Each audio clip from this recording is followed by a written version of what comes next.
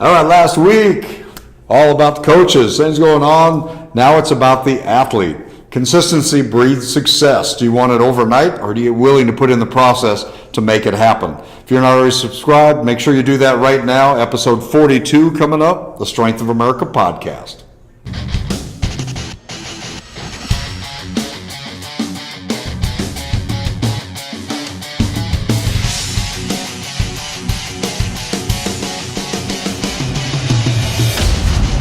Strength of America podcast. All right, guys, welcome back. Bob Davis. Bobby Davis. Appreciate being a part of the Strength of America podcast. Episode 42. Mm-hmm. We're getting there. All right, in the new year. It's about our athletes. You willing to put the process to get to where you're after? Or is it just a matter of, I show up and hope I'm going to get there? My vertical jump. Yeah, I want to gain 3 inches. I want to do this. I want to do that. But what are you doing daily to make it happen? Bobby. Yeah. I think just after our last few podcasts with the Man Up and talking about coaches and culture and different things, sometimes I fall in the habit of wondering if I'm doing enough. And sometimes I'm quick to blame myself rather than the kids. And sometimes when I'm going through, I'm questioning, was the program good enough? Was this good enough? This and that. And at the end of the day, if there's some structure, and there's some decent coaching, most of the time these young kids are going to get better. It doesn't take a whole lot if effort's there. So sometimes I get in the habit of questioning myself. Did I do enough? And at the end of the day, we got to realize as strength coaches, most in-season athletes are with them 2 hours a week, 3 hours if we're lucky. Off-season kids, 4 hours a week. That's for the ones who are coming 4 days a week. Not all those kids are always in there 4 days a week. And, you got to realize that there's a lot of hours outside of that in that given day, outside of that hour or hour and a half.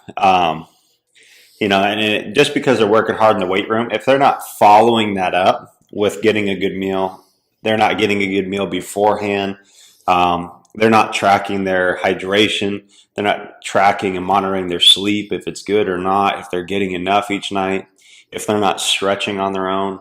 All these little details go into it. And if they're not willing to put that extra work in to be conscious to get themselves better, then, the blame needs to be put on them. So sometimes I got to realize I got to cast that stone back on them, and make sure that, just because you're here and working hard doesn't always guarantee the end goals that you want. Okay. You got to be realistic, but you got to also make sure that you're doing the little things outside of that. Are you putting in extra work?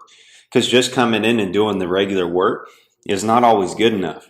Okay. And I think kids need to realize that if they're trying to get an end goal, okay, they got to learn to enjoy the process. And there's going to be kinks in the road, and they're going to have to challenge themselves and push themselves. So if they're going through the regular regimen, maybe it's good once in a while to throw a wrench in and say, I haven't ran in a while. I'm going to go for a run tonight. I'm going to challenge myself in a different aspect. It's just growing and challenging the mind and the body.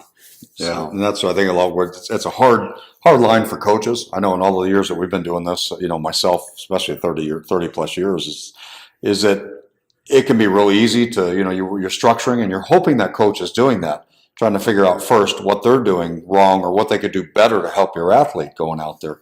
But I can tell you most of the time, because I've had those coaches too, that, you throw the ball out for conditioning, you do this, you go out and run to take the easy road in the path. And I've had others that really structure and there's real deliberate. You show up to practice, you do what the coach has outlined for you, man, you're going to get the results you were after.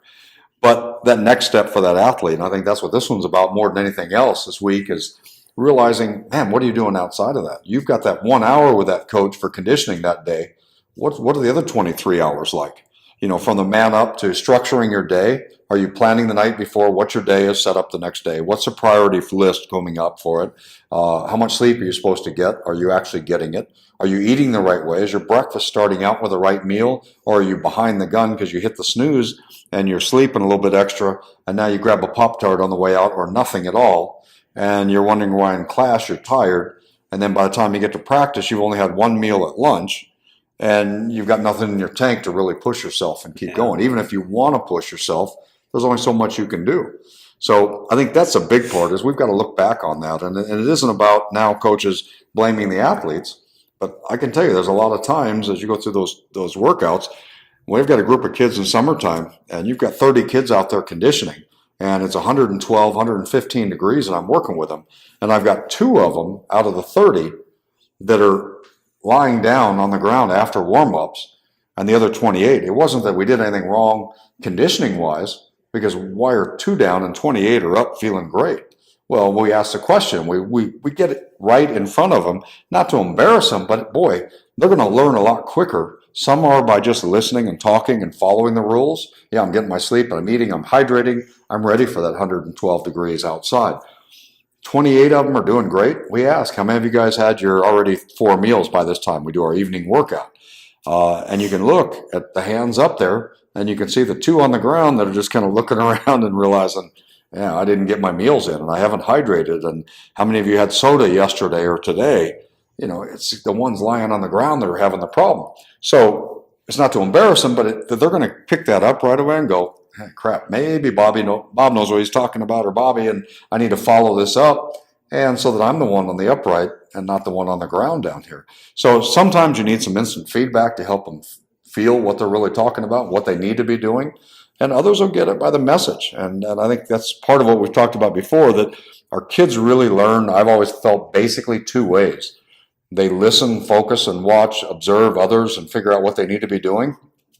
And others need a 2x4, just a quick smack to realize, oh man, you're right. I didn't eat right. I didn't hydrate. I haven't been doing this. I'm not following what I need to. I'm great during the week, but the weekends, we were talking about that too. Everything's great on your diet. Everything's good. You're eating right.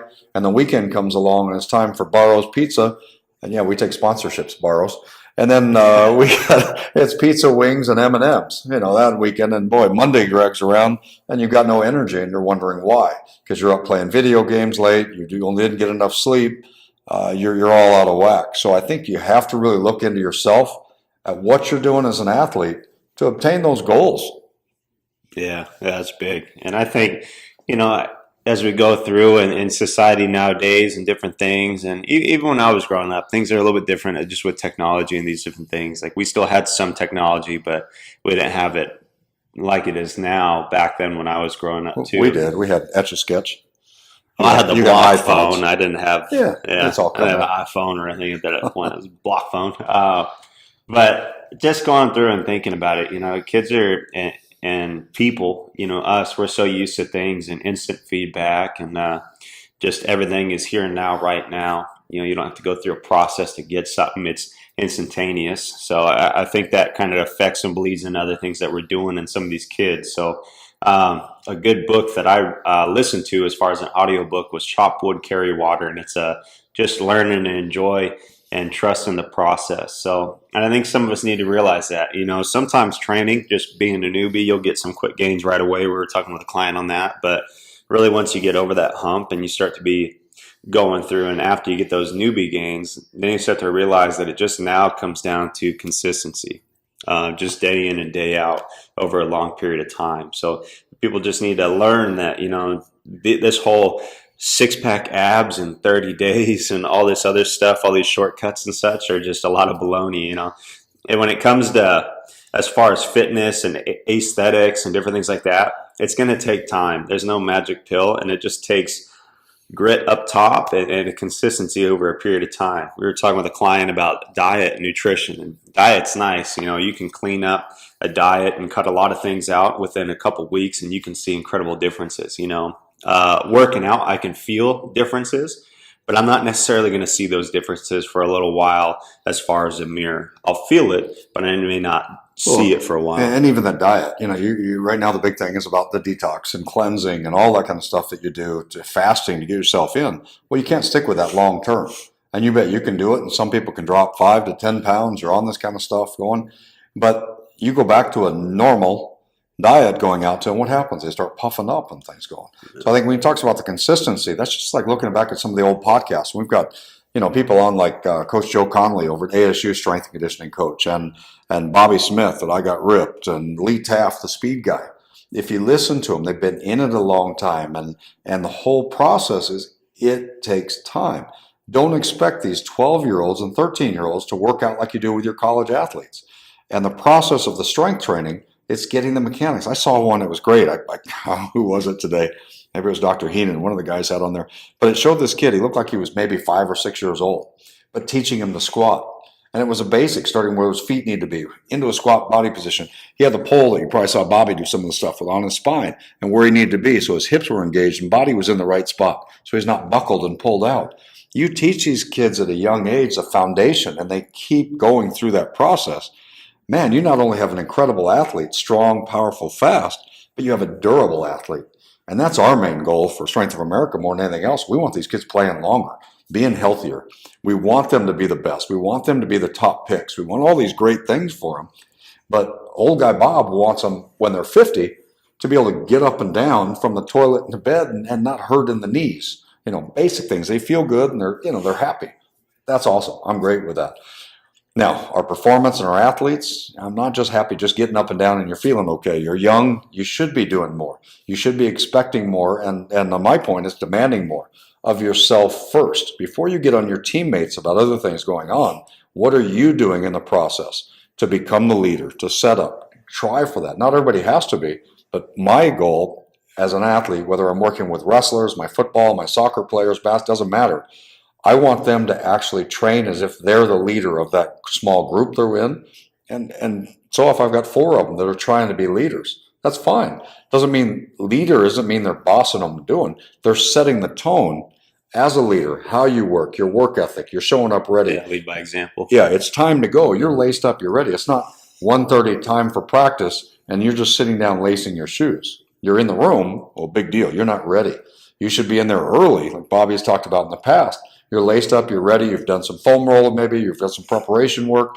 You're ready, so when you hit that bar or the drills or whatever we've got for you, you're actually ready to go. But that's on you as an athlete to do that. But understanding, man, you may want it now, but there's a process in getting it done and making it last. And being powerful and strong and fast takes time to do that. And I can tell you, I've seen some really good athletes at 11, 12 years old that are really quick, pretty gifted quick on how they move, but didn't have the work ethic because they naturally could do it. I watch just from a distance some of these kids I've seen out there, and by the time they get to high school, I tell them all, there's a bunch of fast, powerful kids in high school. So unless you're taking that gift you have of already being natural on that movement, and you don't really embrace it and work it as you go along, you could be the standout, not just another fast kid out there, but the standout is what we want you to be. And those athletes that maybe not as gifted, fast, naturally, but they learn how the mechanics of movement, quick reaction, being able to read plays and move, they'll stand out even if they're not quite as fast as some of the other kids. So that work ethic and what you do every day makes a huge difference. And it's hard for them sometimes to look down the range from 12 years old to when I'm going to be 17 or when I'm going to be 20 and I want to play college athletics. But boy, if you don't embrace that process and understand it takes time and patience, put that work in, you do that and you get in with somebody that's really good, knows what they're doing. They'll help you with that. Yeah, that's great.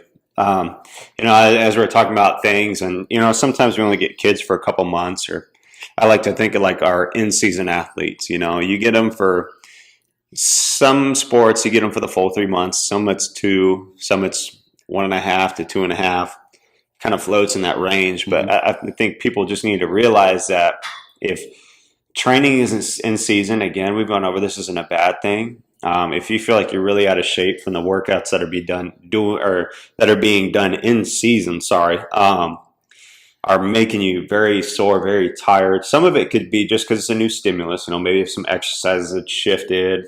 Some of it could be if you were not training. Okay, it's going to be new. It's going to cause a stimulus. But you got to keep in mind, if this is beating you down when the workouts aren't that crazy, then that needs to be a red flag that, hey, I got more work that needs to be done. If I want to be better shape, if I want to have a greater work capacity on my field of play, I got to be putting in that time. And athletes going through, and some of them, they hope within a month or 2 months that, they're going to nail their goal. They come to test their vertical jump again. Sometimes it's gotten worse. Sometimes it's the same. Sometimes it got better. But again, it's all dependent.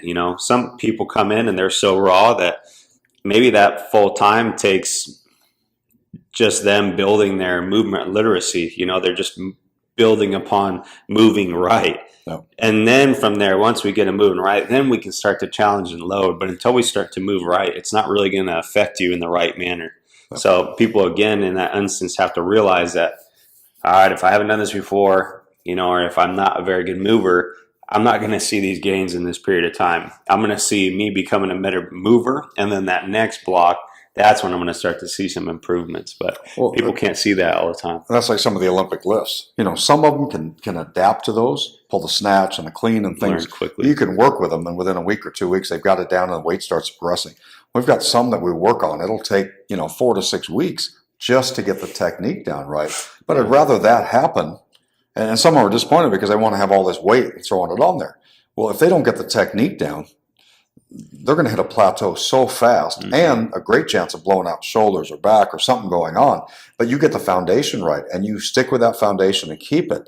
Boy, now you see a four-year period in high school once they've already adapted to it. So it took them 5 weeks. Big deal. They don't know anything by the time they're 17. If they look at that athlete pulling 300 pounds up, they don't realize it took them 6 weeks to learn that technique originally and some little reminders along the process.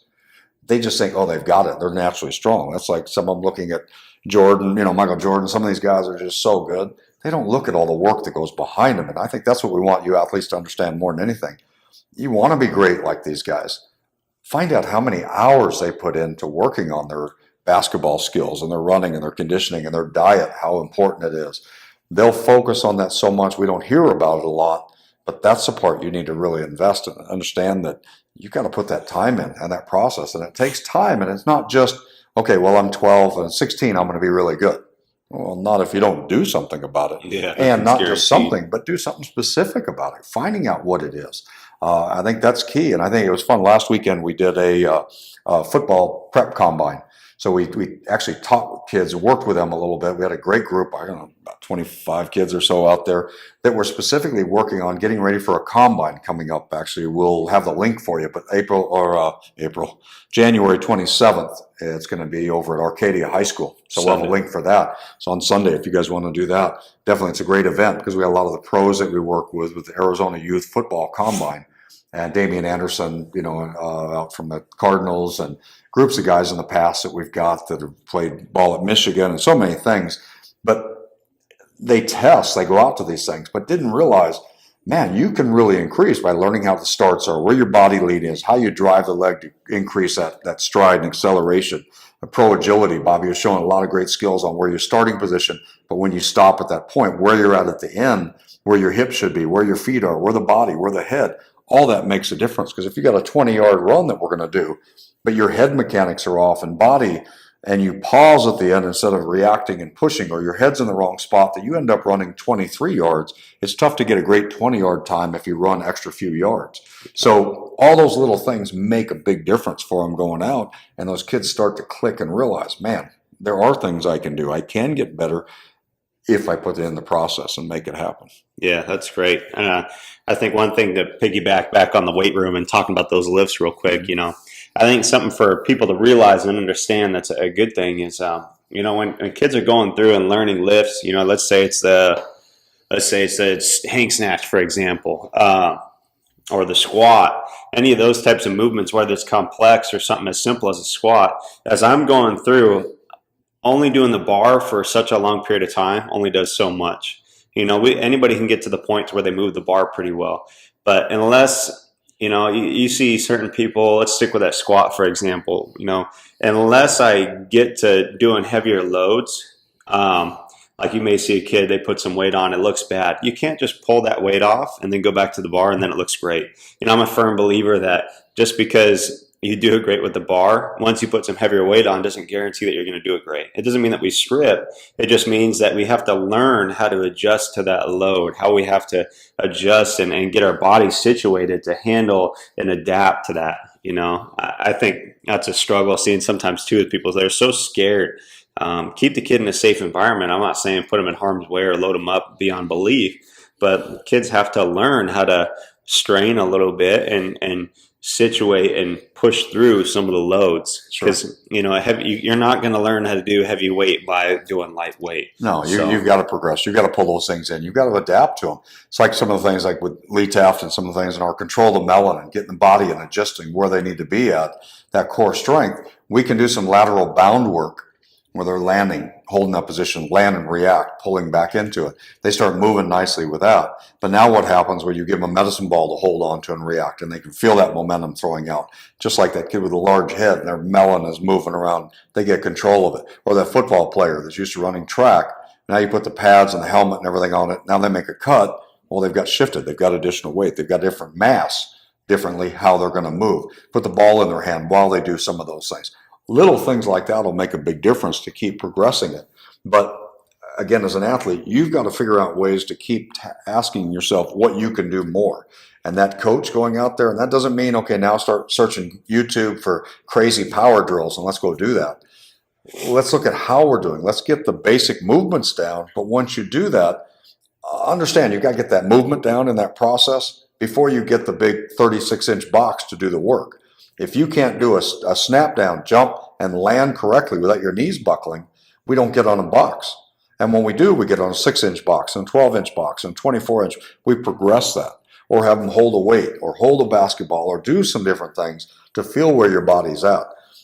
Understanding that. And again, like Bobby says, you progress yourself, put it up. And you know what?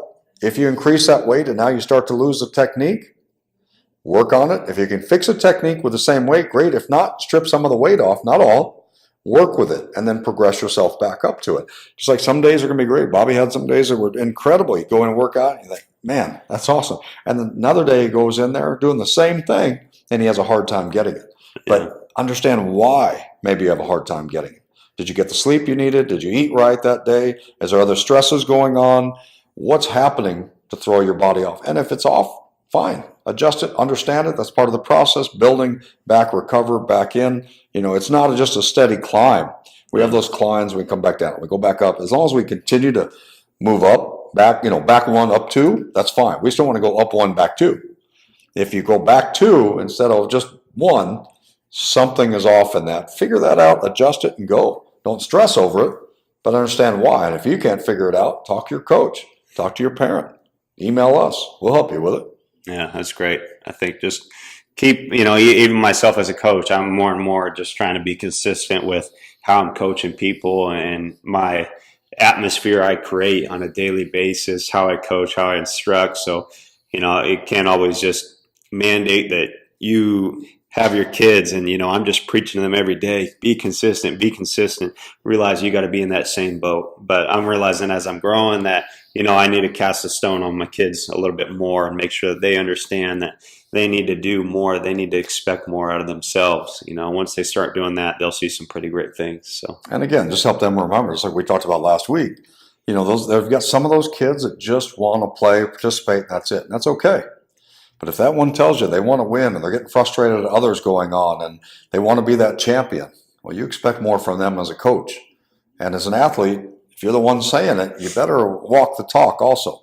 Don't just stand there talking about it. What are you doing daily to make that happen, to set the example so those teammates and everybody else will get on board and keep going? So, yeah, if I've got an athlete that wants to go and be there, I'm all behind them, but I'm going to be on your tail pretty hard too.